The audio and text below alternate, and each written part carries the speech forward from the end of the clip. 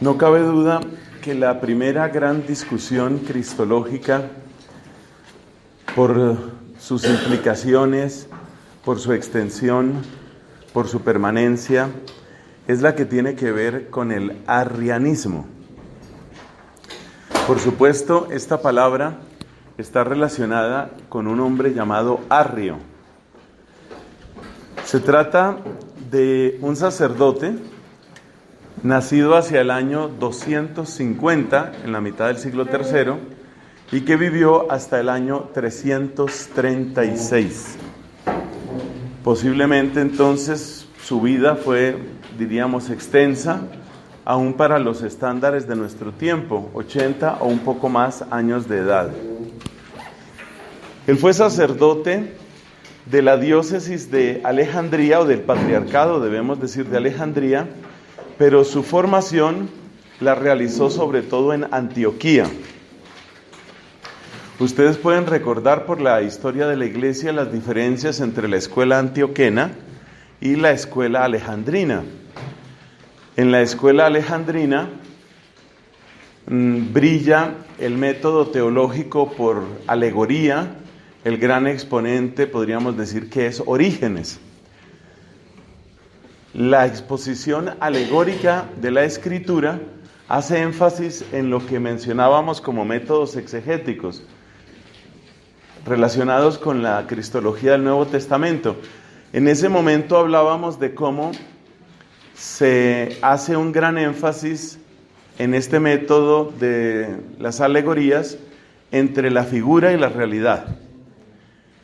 Es un método que tiene una gran flexibilidad, que tiene una gran fuerza literaria y que parece particularmente apropiado para la especulación teológica.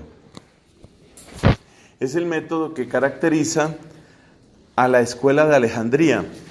La escuela antioquena no es antioqueña, no se pongan tan felices los paisas. La escuela antioquena va mucho más pegada a la letra, mucho más pegada al significado literal de los textos.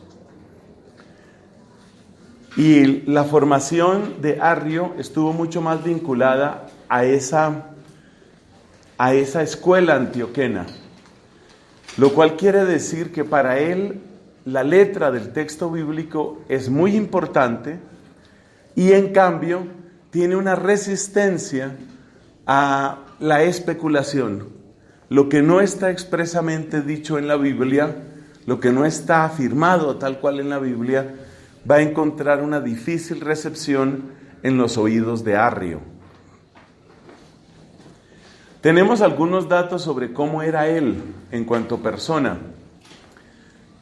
Si mencionamos estas dos sedes, la de Antioquía y la de Alejandría, y vemos que Arrio tenía que ver con ambas, nos damos cuenta que era un hombre culto.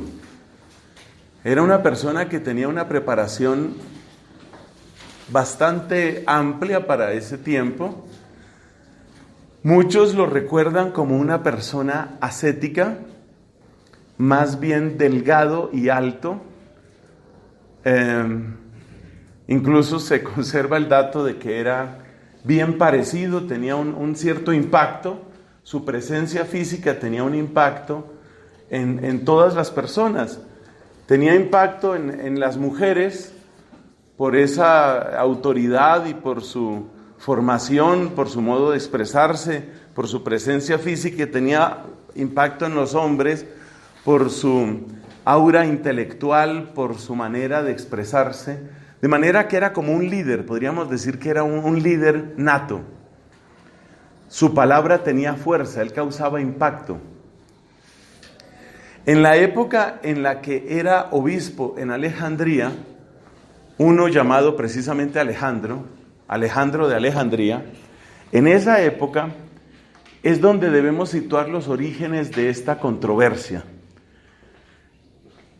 Hay dos textos bíblicos que van a marcar profundamente a Arrio, y los tenemos aquí en el tablero. Uno es Juan 14, 28, donde dice Jesucristo, el Padre es mayor que yo.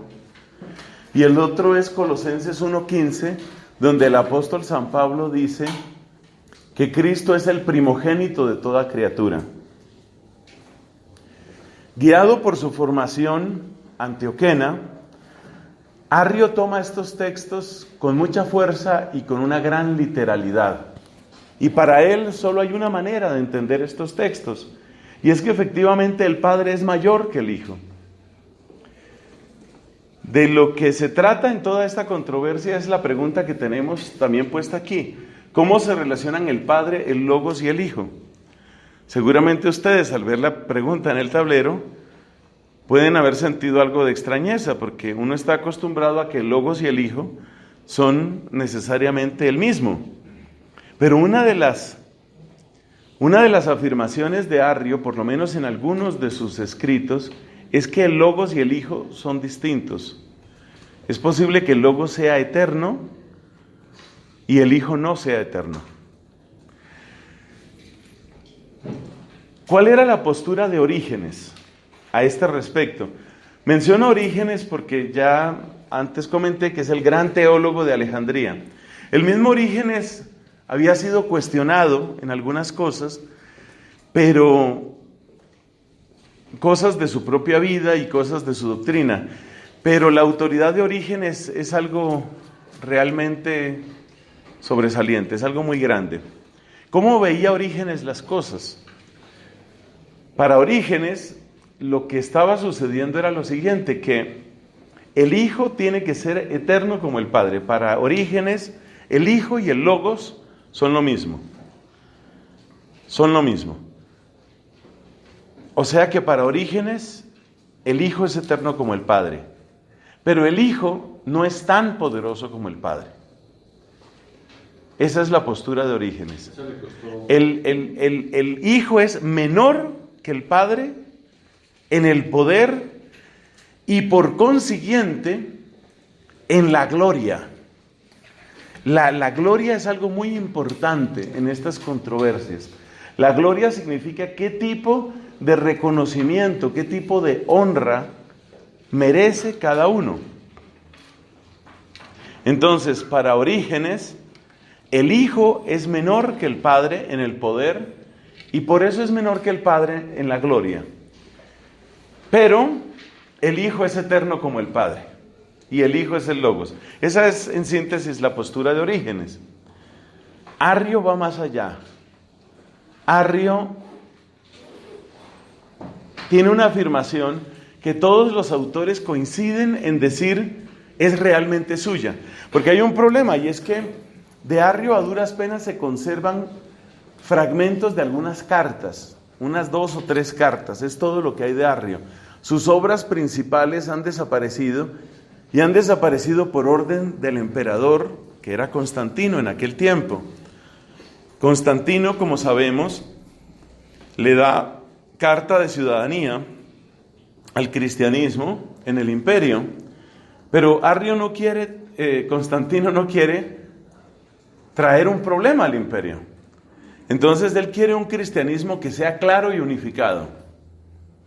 Quiere que haya un solo pensamiento. Esto ha sido así en todos los tiempos. Los emperadores pues siempre quieren que haya un solo sistema de gobierno o una sola lengua, una sola tierra, una sola forma de pensar. Y preferiblemente si todo eso es también uno. Yo pensaba, esto es un paréntesis, yo pensaba con motivo de la gran asamblea legislativa en China, la llamada la Asamblea de las Dos Torres, donde acaban de reformar su constitución los legisladores de ese país, aprobando la reelección indefinida, lo cual le abre el campo al actual mandatario Xi Jinping para permanecer en el poder indefinidamente. O sea, en la práctica viene a convertirse como en un emperador. Y es muy interesante, yo les invito, asómense al lenguaje de Jinping, asómense a lo que él dice, y ustedes verán cómo los emperadores de todos los tiempos terminan pareciéndose tanto. Es un idioma y tiene que ser el mismo idioma en todas partes, es un solo pensamiento y un solo pensamiento en todas partes. Entonces Constantino que era cristiano de corazón, pero que no se había bautizado. Usted debe recordar eso, que Constantino solo se bautizó al final de su vida. Y de hecho fue bautizado por Eusebio de Nicomedia, el cual era un obispo arriano. Es una gran paradoja. La vida de Constantino está llena de paradojas. Él fortalece el cristianismo, pero no se bautiza. Él convoca el concilio de Nicea, que es el que va a condenar el arrianismo.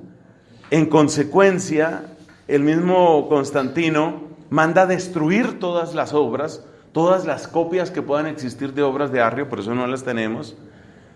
Y sin embargo, el mismo Constantino, al final de su vida, va acercándose cada vez más al pensamiento arriano, y quien lo bautiza es Eusebio de Nicomedia, que es un obispo arriano. Es una cosa muy complicada, es una figura muy compleja, la figura de Constantino. En todo caso, no tenemos muchos escritos de Arrio, eso no existe, pero sí hay una afirmación, que era donde estábamos, sí hay una afirmación en la que todos están de acuerdo. Y esa afirmación de Arrio, que es como la nuez de su pensamiento, es la siguiente: hubo un tiempo en el que estaba el Padre y no estaba el Hijo. Pero ya dije una mentira. Esa no es la frase exacta, porque la frase exacta no incluye la palabra tiempo, o sea, cronos o aion, que serían las palabras griegas, sino que lo que él dice es: en alguna vez, hubo una vez. En inglés, once, dicen eso. Exactamente, entonces, hubo una vez en que estuvo el Padre y no el Hijo. O hubo una vez en que estaba Dios y no era Padre. No era Padre, era Dios, pero no era Padre. Fíjate, esa es la afirmación arriana. Entonces, para Arrio, la manera correcta de entender la Escritura es la siguiente. La manera correcta es que Dios es eterno. Dios tiene su pensamiento, que es su logos. El logos de Dios es eterno. Pero el Hijo no es eterno. En un cierto momento, es difícil evitar el lenguaje temporal, ¿no? En un cierto momento, el Hijo es la primera de las obras del Padre. Entonces el Hijo es creado, el Hijo es hecho. El lenguaje de Arrio, por favor, mucha concentración. El lenguaje de Arrio es ese: el Hijo es hecho, es creado, es criatura. La más alta de las criaturas, anterior en cierto sentido a todas las demás criaturas, pero es criatura. Y no se debe confundir ni la sustancia del Padre con la sustancia del Hijo, ni la gloria del Padre con la gloria del Hijo. No se pueden confundir. No recibe la misma gloria. Eso quiere decir que la manera como yo adoro al Padre y como yo proclamo al Padre, no puede ser la misma manera como yo proclamo al Hijo. Y entonces el Hijo, ¿cómo es? Pues el Hijo es una criatura anterior a todas las demás criaturas. De hecho, a través del Hijo fueron creadas todas las demás cosas. Bueno, los que estén familiarizados con filosofía van a encontrar un paralelo entre lo que dice Arrio y lo que dice, por ejemplo, el platonismo. Porque ustedes se dan cuenta que el papel que se le da al Hijo es como el papel que tenía el demiurgo dentro de la filosofía platónica. El demiurgo es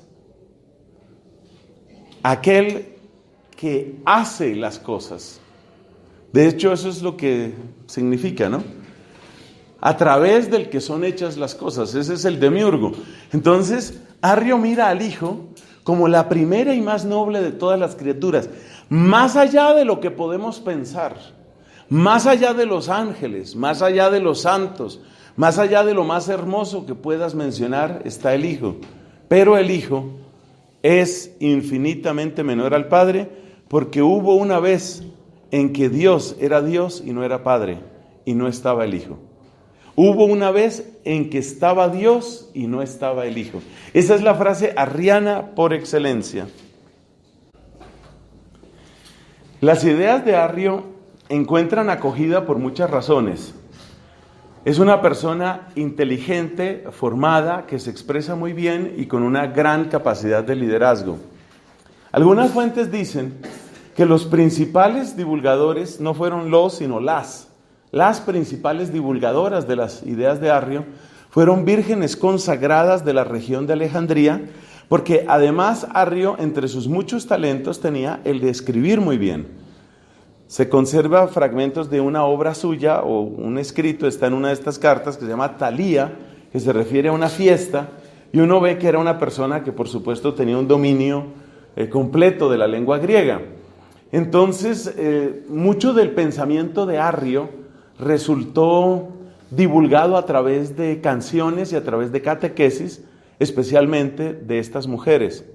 Pero también entre otros sacerdotes y otros teólogos, podríamos decir, de la época, las ideas de Arrio van creciendo y se van fortaleciendo. Este es un buen momento para hacernos esta pregunta: ¿por qué? ¿Por qué resultan atractivas las ideas de Arrio? Bueno, se pueden dar varias razones. Yo voy a tratar de esbozar, esto es un poco especulativo, voy a tratar de esbozar unas 3 o 4 razones por las que resulta atractivo el arrianismo. Porque es que resulta que el arrianismo no terminó con Arrio. Muerto Arrio, siguió el arrianismo. De hecho, hubo una época en que el arrianismo fue la versión predominante de la fe cristiana en el mundo. O sea, hubo un momento en el que había más arrianos que los que algunos llaman trinitarios. En esa época no se utilizaba la terminología ortodoxos ni otro tipo de terminología. Entonces, realmente hay que preguntarse por qué tuvo ese éxito. Puede escribir usted las siguientes razones por las que el arrianismo fue exitoso. Primera, parece mucho más fácil de comprender la fe cristiana si tiene una relación simple con la fe judía. Es decir, la fe judía afirma un solo Dios. Y está claro que es mucho más fácil preservar la unidad divina con la explicación arriana.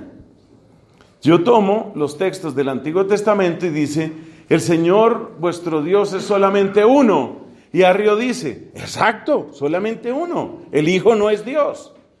Bueno, a ver, Arrio no dice el Hijo no es Dios. El pensamiento arriano es complejo. Porque si ustedes miran el prólogo de la carta a los Romanos, una de las maneras de interpretar ese prólogo es que el Hijo recibe una singularísima participación de la naturaleza divina. Resulta que en la primera carta de Pedro, queridos amigos, en la primera carta de Pedro se habla de cómo nosotros hemos sido hechos partícipes de la naturaleza divina, pues a través del don del Espíritu Santo. Entonces Arrio lo que dice no es exactamente que haya negado la divinidad de Cristo, sino más bien lo que dice es que el Hijo fue hecho Dios, más o menos en paralelo o en analogía con lo que se dice de nosotros, es decir, que nosotros hemos sido hechos partícipes de la naturaleza divina. Mire, póngale cuidado. Mire lo que dice esta traducción, por ejemplo, de la Biblia. Este es Romanos, y le voy a leer los versículos del 1 al 4, para que usted vea que Arrio no era ningún tonto. Yo quiero que nos quitemos esa idea de que los herejes eran simplemente tontos o que no comprendían. Muchas de estas personas eran muy inteligentes, muchas de estas personas tenían mucho estudio, estaban muy formadas y muchas de ellas tenían una vida muy recta y atractiva, como parece que es el caso de Arrio. Los enemigos de Arrio intentaron atacarlo por todas partes, presentándolo incluso como un modelo de degradación moral. Parece que es pura calumnia, no era ese el caso. Entonces, escuche por favor los 4 primeros versículos de la carta a los Romanos y dígame si usted no empieza a volverse arriano. Por favor, mucho cuidado con esto, estamos en Cuaresma. No puede ser este el tiempo en el que usted pierda su fe. Dice, carta a los Romanos: de Pablo, siervo de Cristo Jesús, apóstol por un llamado de Dios, escogido para el Evangelio de Dios. Esta buena nueva anunciada de antemano por sus profetas en las Santas Escrituras se refiere a su Hijo, que nació de la descendencia de David según la carne, y que al resucitar de entre los muertos por obra del Espíritu de Santidad ha sido designado Hijo de Dios revestido de su poder. Oiga esa frase, ha sido designado, dice esta traducción, ha sido designado Hijo de Dios revestido de su poder. Entonces, por favor, no caigan ustedes en la ingenuidad de decir así simplemente, Arrio negaba la divinidad de Cristo. No. Usted podía sentarse una tarde a hablar con Arrio y Arrio le hubiera explicado muy bien, yo no estoy negando la divinidad de Cristo, yo estoy diciendo que así como usted recibe el Espíritu de Santidad y usted tiene una participación de la naturaleza divina, eso mismo, pero infinitamente más de lo que puedan confesar mis palabras o puedan suponer tus pensamientos, eso mismo ha sucedido en el Hijo.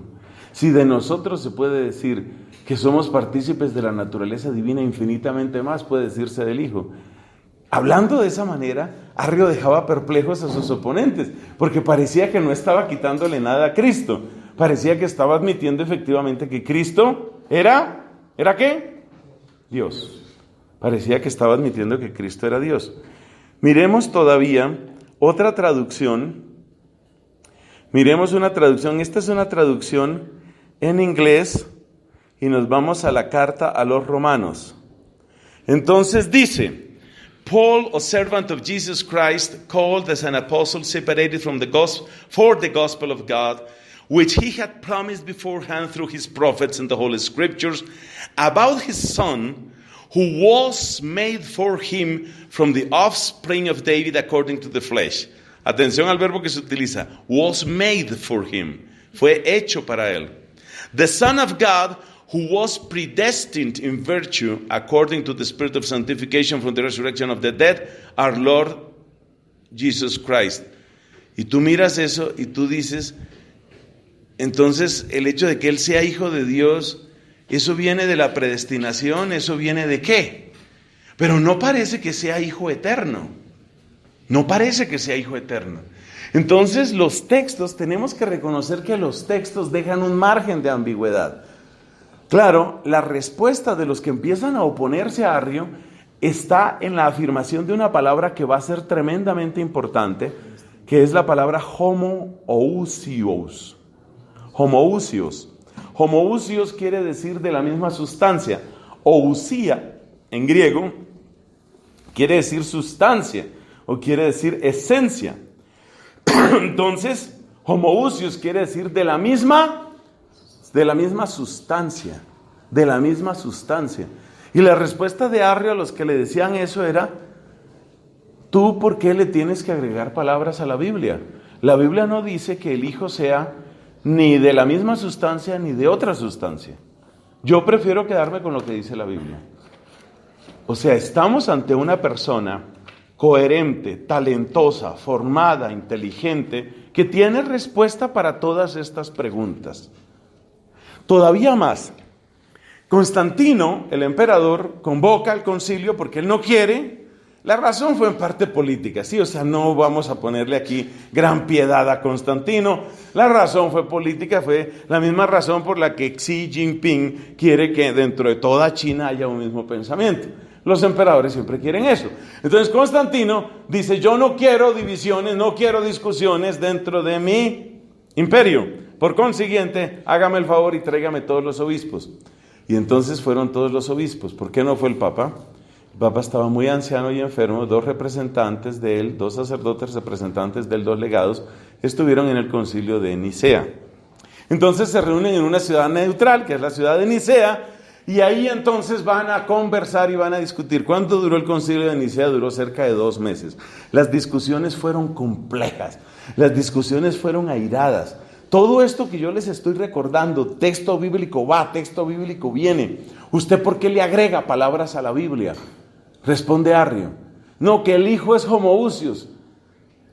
La Sagrada y Santa Escritura no dice en ninguna parte ni homoousios ni no homoousios. Lo que dice es, el Padre es mayor que yo. Lo que dice es que el Hijo es el primogénito. Lo que dice es que Él ha sido designado Hijo de Dios con poder. Eso es lo que dice la Escritura. Yo me atengo a la Escritura. No tienen ustedes que cambiar nada. Eso fue muy complicado. Muy complicado. Bueno, evidentemente Arrio era el que estaba argumentando en esa dirección. ¿Quién sostenía la otra postura? Que, repito, por lo menos en el mundo anglosajón, la otra postura se conoce como trinitaria. Entonces, como la formación que yo he tenido va por ese lado anglosajón, entonces yo voy a utilizar esa terminología. Entonces, ¿quién sostiene la postura arriana? Pues Arrio. ¿Quién sostiene la postura trinitaria? Alejandro de Alejandría. Pero Alejandro de Alejandría, que era el mismo que había expulsado y excomulgado a Arrio, porque no lo quería, porque veía que las enseñanzas de Arrio eran complejas, el mismo Alejandro de Alejandría se veía corto en las discusiones con este hombre. Alejandro, sin embargo, estaba bien asesorado por un hombre que no podía entrar en las sesiones principales porque no era ni siquiera sacerdote, mucho menos obispo, y ese era Atanasio. Entonces Atanasio era el que estaba ahí en la salita de al lado, viendo cómo iban las discusiones y escribiendo tratados una y otra vez para tratar de aclarar la situación con el arrianismo. Pero nosotros estábamos en por qué es popular el arrianismo. Ya dijimos la primera, porque parece más compatible con las escrituras, porque no tienes que sufrir tanto. De hecho, esa tentación sigue habiendo en nuestro tiempo. Hay una rama del protestantismo que son los unitaristas, y para ellos las cosas son así, o sea, realmente hay un solo Dios. Hay otros que tienen una especie de modalismo o sabelianismo, que es que en realidad el Padre, el Hijo, el Espíritu Santo son menciones, pero de un mismo ser que se presenta a distintos modos. Como que yo llegue con corbata, con hábito, con ruana, es la misma persona. O sea, finalmente es lo mismo. Eso se llama modalismo. Y una versión del modalismo es el sabelianismo, por Sabelio. Entonces, ¿qué se hace? Pues resulta que el arrianismo es muy comprensible por eso, porque el arrianismo implica que es mucho más fácil de entender la escritura. Yo leo la escritura del Antiguo Testamento y está listo. El Antiguo Testamento me dice, solo adorarás al Señor tu Dios. Nosotros solo adoramos a Dios, el Padre de Cristo, dice ¿cómo se llama? Arrio. Estamos cumpliendo con la escritura. Hay una gran compatibilidad escriturística. Bueno, segunda razón por la que el arrianismo podía resultar muy atractivo en aquella época. Resulta que, si ustedes se dan cuenta, la gran mayoría de esta discusión sucede fuera del contexto judío. Ojo con eso. El judaísmo ya no es protagonista. La última gran influencia judía dentro del mundo cristiano es una herejía que no vamos a mencionar aquí porque no pertenece tanto a este curso, que se llama el ebionismo. El ebionismo mira al Paráclito y lo identifica con Cristo. O sea, el Paráclito es de nuevo el mismo Cristo. El Paráclito prometido por Cristo es el mismo Cristo. Ese es el ebionismo. El ebionismo tiene raíces judías. El ebionismo es la última gran herejía que yo sepa, la última gran herejía de estos siglos antiguos en los que el judaísmo tiene un protagonismo. Pero ya el judaísmo había decaído, es decir, ya no tenía influencia porque la inmensa mayoría de los cristianos venían ¿de dónde? ¿De dónde venían? Venían del paganismo, Ustedes la semana pasada estaban así un poco más despiertos, no sé qué pasó en la última hora que los dejó, no sé, un poco decaídos, un poco exhaustos, no sé, no es el mismo grupo. Bueno, en todo caso, entonces, ¿qué pasó? Que la gran mayoría de los cristianos venían ¿del qué? Del paganismo. Ya va reaccionando la gente. Y en el paganismo eran muy famosas las teogonías.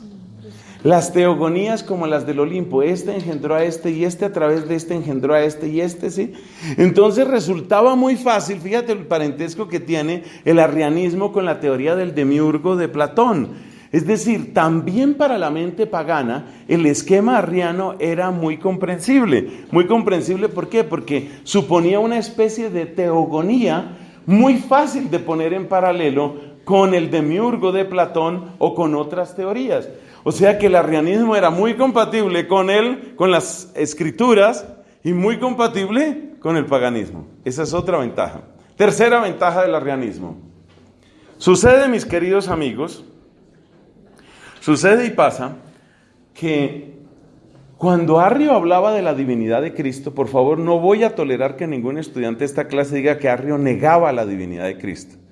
Lo que pasa es que él veía la divinidad de Cristo como una participación de la naturaleza divina, así como usted, iba a decir su merced, pero no cabe ahí, así como usted participa de la naturaleza divina. ¿Y esto qué significa?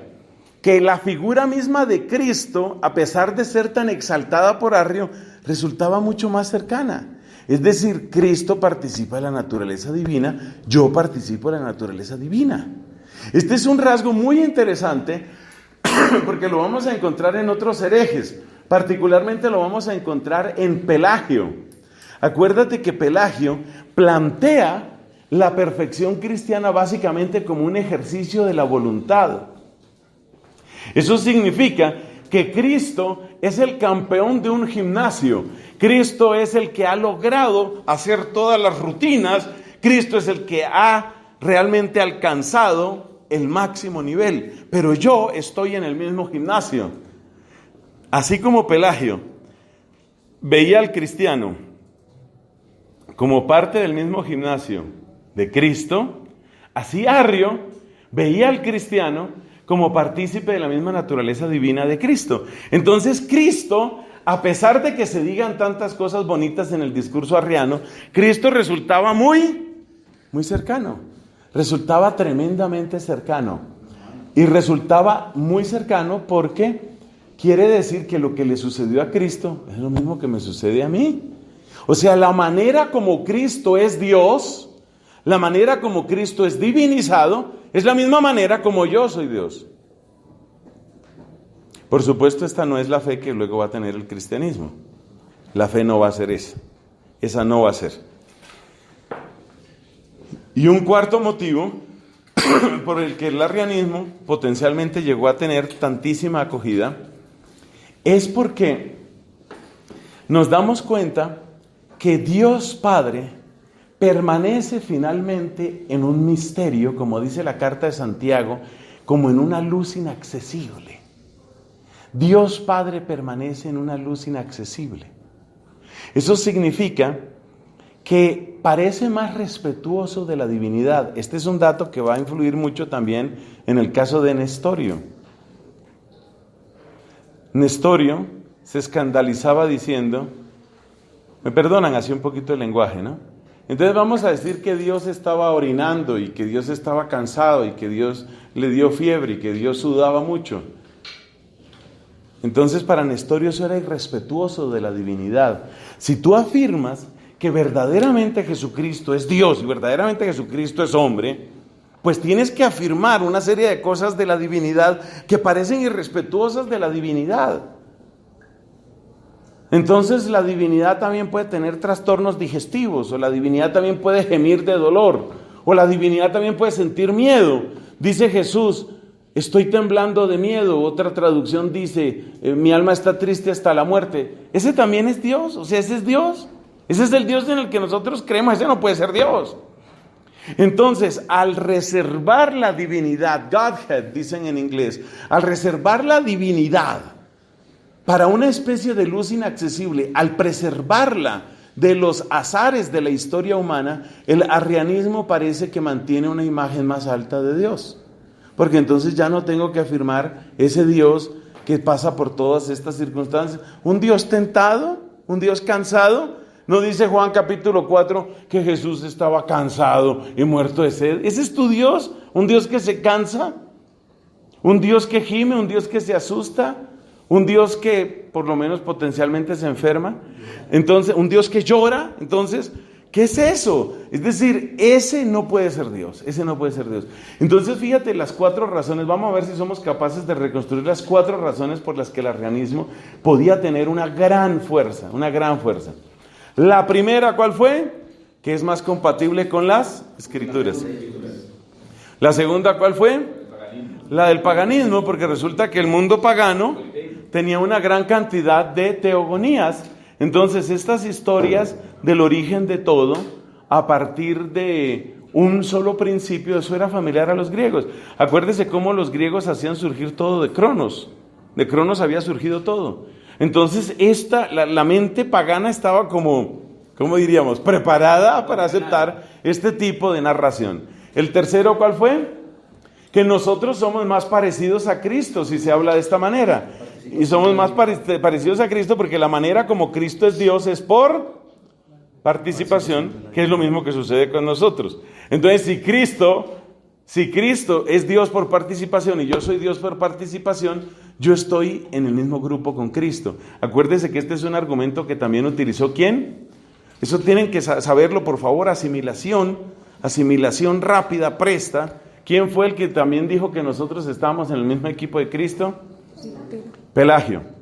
Porque Pelagio dijo que así como Cristo a fuerza de su voluntad había avanzado, entonces nosotros también a fuerza de nuestra voluntad avanzábamos. O sea, yo estoy en el mismo gimnasio.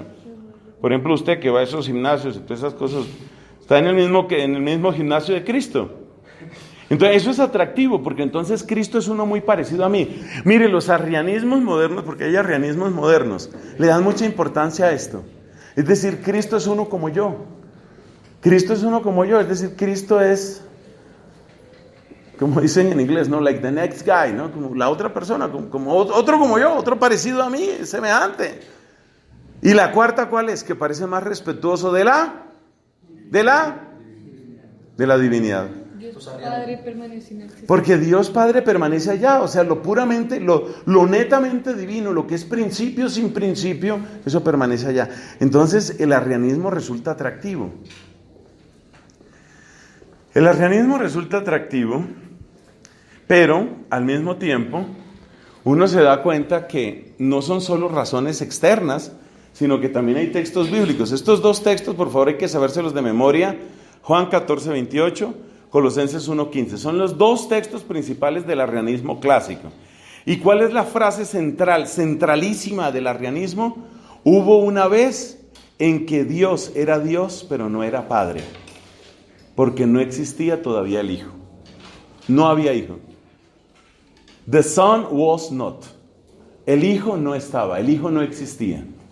Hubo una vez en que Dios, ¿cómo es? Era Dios, pero no era Padre.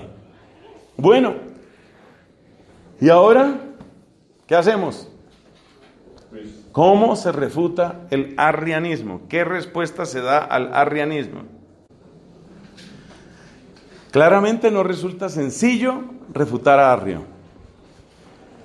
Parece que está preparado para responder a todas las objeciones. Pero hay dos flancos particularmente débiles que van a servir de argumentos no solo a Atanasio, sino a sus sucesores. El primero, en orden de importancia, no en orden cronológico, es el tema soteriológico, es decir, la salvación. Es evidente en la Escritura que nosotros somos salvos por Cristo, por el sacrificio de Cristo, por el amor de Cristo, por la intercesión de Cristo. Eso no se puede negar. Y entonces tenemos que hacernos una pregunta. ¿Por qué solo en Cristo somos salvos? Porque también la Escritura dice, no hay otro nombre por el cual podamos salvarnos. Si nosotros nos damos cuenta que hemos sido salvos, hemos sido hechos salvos en Cristo, y si la Escritura dice que no hay otro nombre por el que podamos salvarnos, quiere decir que ni actual ni potencialmente podíamos ser salvos por ningún otro ser. Eso quiere decir que no hay ángel, no hay persona, no hay profeta, no hay justo, no hay santo que pueda traernos la salvación, sino solamente Cristo.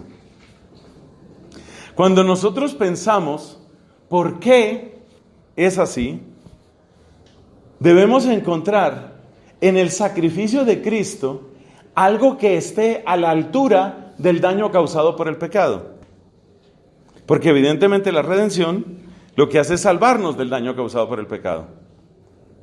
Pero cuando analizamos el daño causado por el pecado, nos damos cuenta que el daño central del pecado es la ruptura de la relación con Dios, la ofensa a Dios, la negación del señorío de Dios. Entonces no hay otra manera de ver las cosas sino como que en el acto de la redención verdaderamente hay un sacrificio que implica el amor, la fuerza, el poder de Dios. Por eso no somos salvos por Jeremías, por eso no somos salvos por Isaías.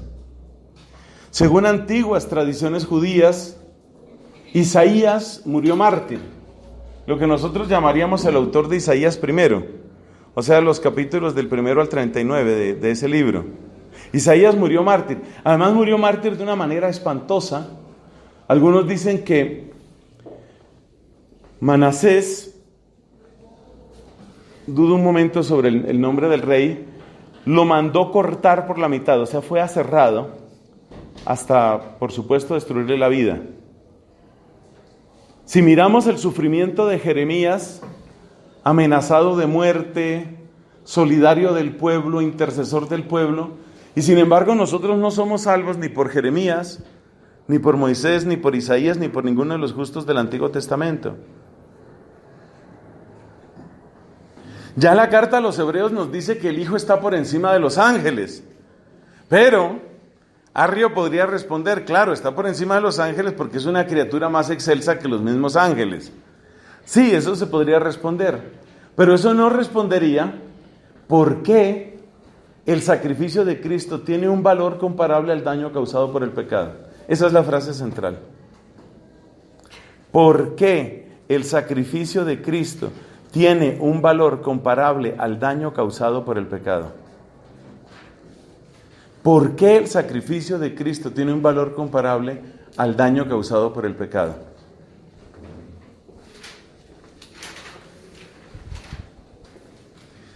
Entonces nos damos cuenta que el argumento soteriológico es muy fuerte, muy fuerte.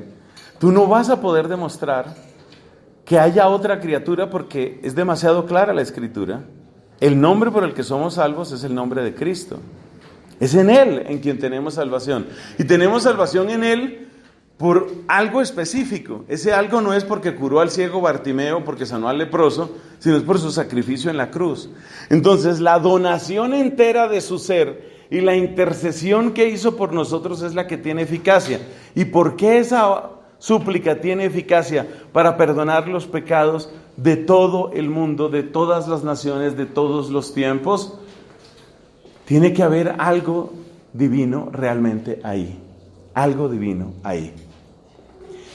Y fíjate que no sirve tampoco el texto, no le sirve a Arrio el texto de la carta a los romanos para esto. Porque cuando hablamos del sacrificio en la cruz, no estamos hablando de una participación de la naturaleza divina que vendría después de la resurrección, que es lo que afirma San Pablo. Entonces ahí tenemos un argumento. El otro argumento que hay que plantear proviene de otra serie de textos de la Escritura. Por ejemplo, en el principio existía la palabra estaba con Dios y la palabra era Dios. Luego dice, la palabra se hizo carne, Juan 1:14, la palabra se hizo carne y acampó entre nosotros. Es claro, según el sentido literal que tanto quiere Arrio, es claro que esa palabra es el mismo Hijo, porque luego Él es el que se llama a sí mismo, se llama Hijo, y es el que llama a Dios su Padre. Luego la separación entre el Logos y el Hijo, como la plantea Arrio, por lo menos en algunos de sus textos, es una separación artificial. Entonces la contrapregunta para Arrio es, ¿qué argumento bíblico tienes tú para separar al Logos del Hijo? Y resulta que no hay un argumento que lo separe. Digamos, la única razón para que tú afirmes tu separación es porque tu postura teológica te lo exige. Es tu postura. Entonces, por coherencia con tu postura teológica, tú separas al Logos del Hijo. Pero eso no tiene ningún soporte.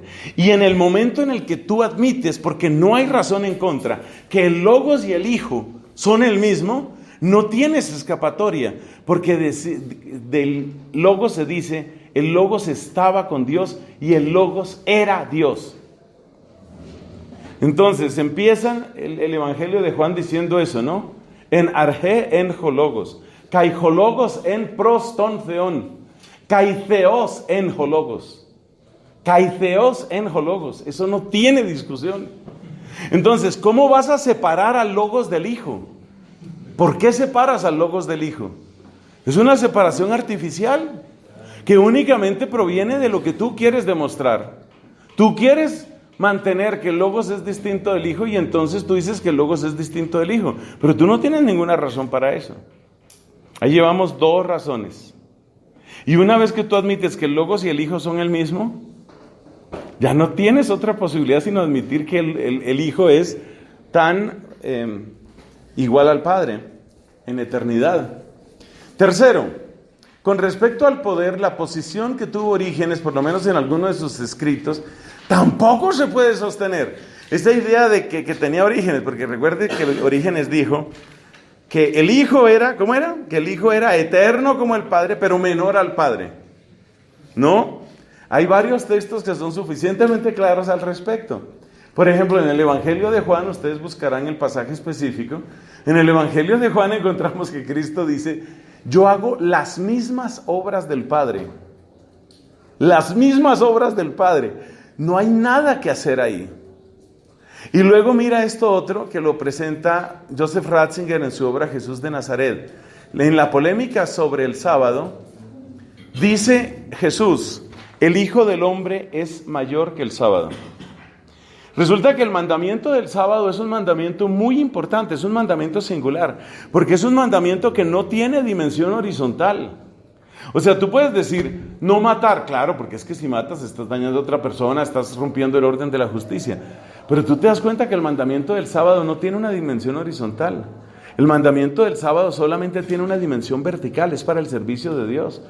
Y toda la tradición, absolutamente toda la tradición bíblica, sin una sola excepción, afirma que el mandamiento del sábado proviene de Dios.